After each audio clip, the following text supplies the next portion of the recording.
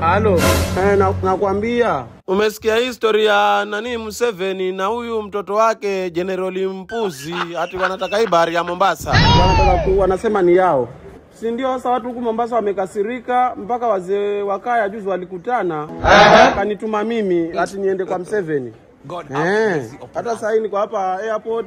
Nimekuja nataka niende Uganda nikutane na huyo Museveni na mtoto wake niwaongeleshe niwaambie waache hiyo ujinga kwa sababu unajua hii Kenya ni sovereign country ambayo inajitawala na hii bahari ni yetu, kayiguzwa na kayikodishwa.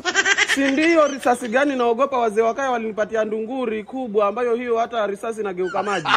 Nakwambia niko hapa airport lakini sasa kuna kitu imetokea hapa maana kuna security kali. Tumetolewa nguo, tukatolewa viatu, hata hiyo ndunguri imechukuliwa na security. Nimejaribu kuwaambia wanipatie hiyo na sedi ya Kenya isibue nani bahari yake lakini hao watu hapa airport hata wanielewi sijui ni kwa nini. Mimi itabidi niende hivyo sasa kitakachokwenda nipata huko itakuwa sasa si nimewafaitia angalau kama wa Kenya. Nimejitoa muhanga. Nimeongea nao wazee wamesema watanitumia dawa na Bluetooth. Dani